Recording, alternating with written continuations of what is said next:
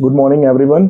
जैसे कि आपको सबको पता है कि कल हमने सिलेबस डिस्कस किया था अकाउंटिंग एंड बुक कीपिंग का, जो आपका फाइनेंस अकाउंट असिस्टेंट में 30 मार्क्स की सेक्शन रहने वाली है। मैंने आपको पूरा ब्रीफ कल समझा दिया था कि कौन कौन से बुक्स हैं जिससे हम मटेरियल स्टडी करेंगे।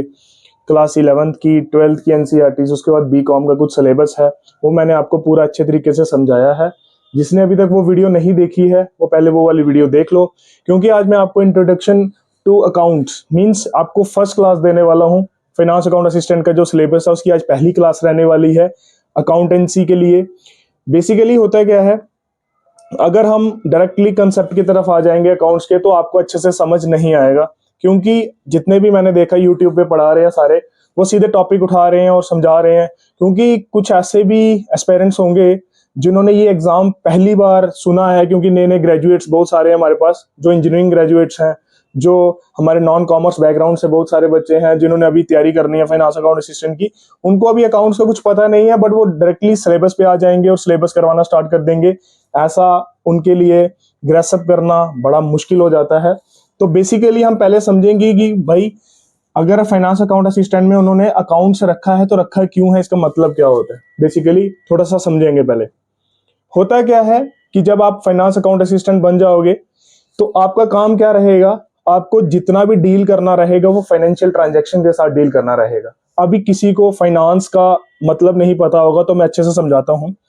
देखो बेसिकली होता क्या है, जो हमारा फाइनेंस डिपार्टमेंट है ये अपेक्स डिपार्टमेंट है। इसका क्या काम होता है, जितनी भी हमारे अदर्स डिपार्टमेंट्स हैं उधर हमारी डेपुटेशन फाइनेंस अकाउंट असिस्टेंट की डेपुटेशन रहती है। तो इनका काम क्या रहता है कि जितने भी आपके सैलरी बिल्स रहते हैं, सैलरी बिल, इसके बाद जितने भी कैपेक्स कैपिटल एक्सपेंडिचर, ये डिफरेंट डिफरेंट डिपार्टमेंट्स में होता है। आपने देखा होगा, टेंडर का नाम सुना होगा, टेंडर लगता है फिर काम कंप्लीट होता है। उसके बाद जितना भी बिल पेमेंट का काम रहता है कॉन्ट्रैक्टर्स को, वो सारा हमारा ट्रेजरी करता है। वो उसमें जो फाइनेंस अकाउंट असिस्टेंट्स होते हैं उनका काम क्या होता है, बिल का प्रोसेसिंग करना, बिल की प्रोसेसिंग करना। तो जितना भी काम रहेगा वो किसके साथ रहेगा, मनी के साथ, मींस फाइनेंस के साथ डील रहेगा। तो जहां फाइनेंस के साथ डील रहेगा उधर हमें जरूरत पड़ेगी अकाउंट्स की। अकाउंट्स को कैसे प्रोसेस कंप्लीट होता है पूरा वो आपको मैं अभी समझाऊंगा।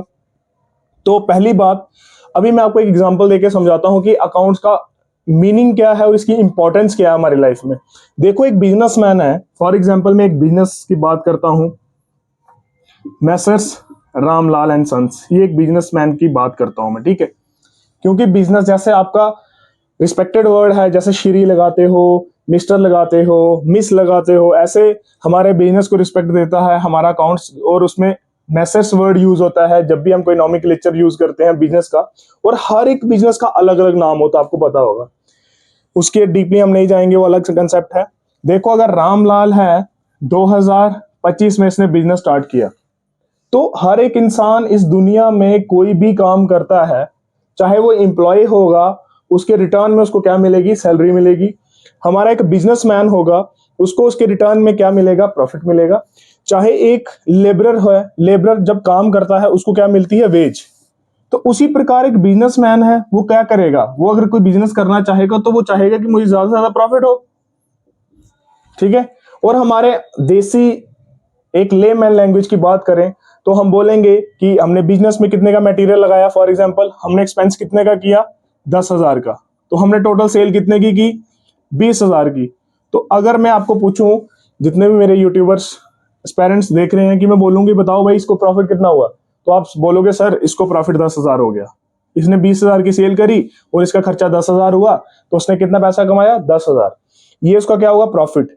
बट इसको अभी हम प्रॉफिट नहीं बोलते, इसको ग्रॉस प्रॉफिट बोलेंगे अब हमारे अकाउंट्स की लैंग्वेज में, क्योंकि इसके अंदर बहुत सारे एक्सपेंसेस होंगे, चाहे वो बिजनेसमैन का है, चाहे उसने कोई एम्प्लॉय हायर किया है, चाहे और उसके पैटी एक्सपेंसेस होते हैं, छोटे छोटे बिजनेस के, धूप बत्ती अगरबत्ती, ये वो बड़े सारे एक्सपेंसेस होते हैं। वो करने के बाद उसको फायदा कितना हुआ, ये कौन बता रहा है, अकाउंट्स। अकाउंट्स एक पूरा होल प्रोसेस है जिसमें हम इंफॉर्मेशन को प्रोसेस करेंगे। पहले इंफॉर्मेशन गैदर करेंगे, फिर उसको पूरा प्रोसेस करेंगे, फिर हमें पता चलता है कि हमारे बिजनेस में प्रॉफिट कितना हो रहा है। अगर प्रॉफिट नहीं हो रहा तो सेकंड चीज क्या हो रही होगी, लॉस हो रही होगी। अगर थर्ड वन क्या हो रही होगी, no profit no loss, means 10,000 रुपया उसने लगाया और 10,000 ही उसने कमा लिया, तो उसको कोई प्रॉफिट नहीं हुआ, कोई लॉस नहीं हुआ। ऐसा बिजनेस में 3 स्टेजेस रहती हैं।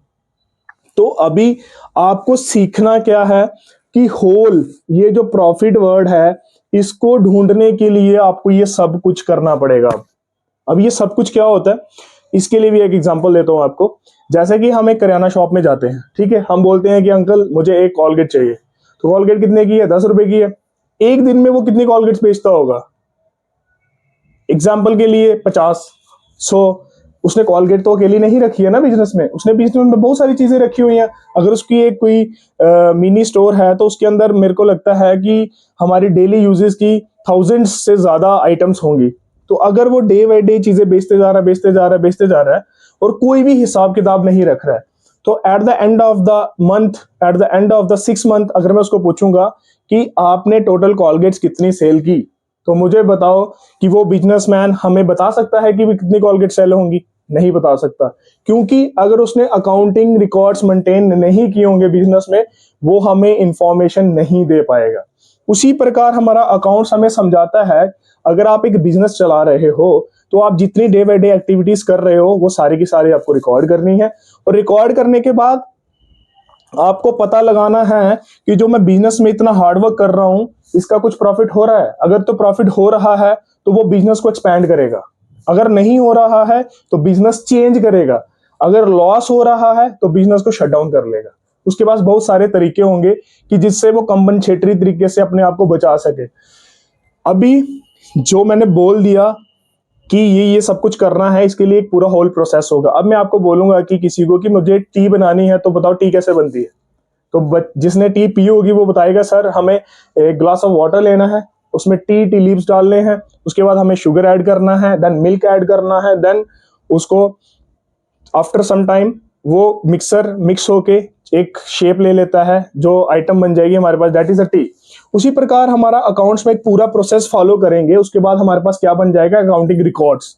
उसी प्रकार फाइनेंस अकाउंटेशन का भी यही काम रहता है कि उसको पूरे रिकॉर्ड्स मेंटेन करने हैं, तरीके से कोई पेमेंट हो रही है उसको तरीके से करना है, कि जितने भी हमारे गवर्नमेंट फाइनेंशियल जनरल जीएफआरस हैं, फाइनेंशियल रूल्स हैं, उसको फॉलो किया जाए, कोई गड़बड़ी ना हो। कभी ऑडिट करना पड़े तो ऑडिट में आपको सारे के सारे डॉक्यूमेंट्स प्रोवाइड किए जाएं, और आप एक फ्रूटफुल इंफॉर्मेशन लेके आओ जिसमें आपको ट्रांसपेरेंसी से हर एक चीज दिखाई दे रही हो, उसमें कोई भी क्योस नहीं हो, उसमें कोई भी ऐसा इशू ना रहे जिससे आपके ऊपर कोई ना कोई क्वेश्चन रेज हो जाए।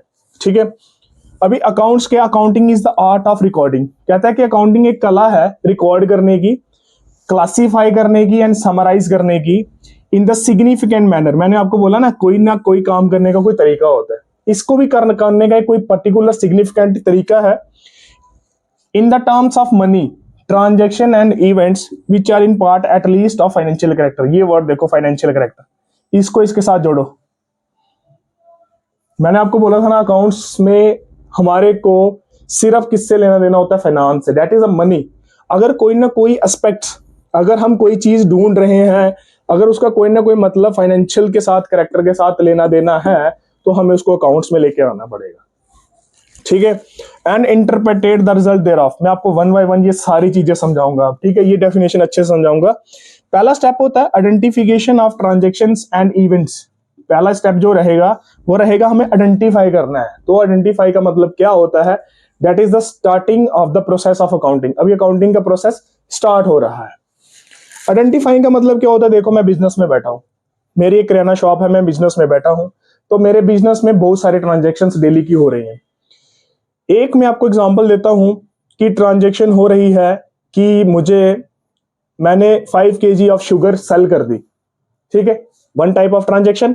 अनदर वन इज कि मेरा चाइल्ड आता है दुकान पे, तो मेरे को बोलता फादर मुझे अपनी ट्यूशन फीस देनी है 500 रुपीज, ठीक है। 2 टाइप्स ऑफ ट्रांजेक्शन हुई, एक होता है बिजनेस ट्रांजेक्शन, एक होता है नॉन बिजनेस ट्रांजेक्शन। अभी मुझे कमेंट बॉक्स में कमेंट करके आप बताओगे, मैं तो पढ़ा ही रहा हूं, आप बताओगे इसमें से कौन सी ट्रांजेक्शन है जो बिजनेस के रिलेटेड है और कौन सी है जो नॉन बिजनेस के रिलेटेड है। जो मैंने शुगर की 5 kg सेल की, क्योंकि मेरी किराना शॉप है, वो मेरी होगी बिजनेस ट्रांजेक्शन। तो इस स्टेप में हमें क्या होता है, हमें वही ट्रांजेक्शन लेके आनी है जो हमारे बिजनेस के साथ रिलेशन रखती होगी। Non business transactions are take away from the business, because हमें उससे कोई लेना देना नहीं होता। अगर हम उसको इंक्लूड कर देंगे बिजनेस में तो हमारे बिजनेस का प्रॉफिट अच्छे तरीके से हमें पता नहीं लगेगा, हमारे रिकॉर्ड्स जो होंगे वो अच्छे तरीके से फाइनलाइज नहीं हो पाएंगे। इसलिए ट्रांजैक्शन का मतलब होता है एक्सचेंज, लेन देन करना, एक्सचेंज। अगर हमने 5 kg शुगर सेल की तो उसके बदले में मैंने 100 रुपीज लिए, that is exchange, the exchange of goods with money. और कॉमन एक्सचेंज का मीडियम ही पैसा है। पैसों के बिना कोई भी कुछ चीज नहीं देगा आपको, और ना ही आप किसी से कोई चीज एक्सेप्ट करो, क्योंकि वाटर सिस्टम तो है नहीं अभी हमारे इंडिया में। अभी हमारे इंडिया में एक्सचेंज किससे होता है? मॉनेटरी में होता है, पैसों में होता है। चाहे आप कॉइन दो, चाहे आप नोट्स दो, चाहे आजकल आपको पता है डिजिटल करेंसी है, आजकल ऑनलाइन ट्रांसफर होते हैं पैसे, आजकल तो नोट्स और कॉइन्स वाला हिसाब भी नहीं रहा। देखो, पहला स्टेप आपने पता कर लिया। इवेंट होता है किसी भी ट्रांजैक्शन का जो एंड रिजल्ट हो, उसे हम इवेंट कहते हैं। इसको मैं अच्छे से डिस्क्राइब करूंगा, इसकी टेंशन मत लेना। अब identification of transaction and event हो चुका है, पता चल गया आपको कि बिजनेस की कौन सी ट्रांजैक्शन है, कौन सी नहीं। नेक्स्ट स्टेप रहता है मेजर देम इनटू मनी। अभी वो बोलता है कि सर आपने ट्रांजैक्शन आइडेंटिफाई कर ली, 5 kg ऑफ शुगर बेची आपने, कितने की? 100 रुपए की। अभी उसको मेजर करना है मनी में। तो आप बताओ मुझे, ये ट्रांजैक्शन मेजरेबल है मनी में? ये ट्रांजैक्शन रिकॉर्ड हो जाएगी। उसके बाद नेक्स्ट प्रोसेस रहेगा रिकॉर्डिंग का, ठीक है। रिकॉर्डिंग में हम क्या करते हैं, जर्नल में जितनी भी ट्रांजैक्शंस ऊपर हमने आइडेंटिफाई की होंगी वो सारी की सारी जर्नल बुक में रिकॉर्ड कर देंगे। नेक्स्ट प्रोसेस रहेगा क्लासिफिकेशन का।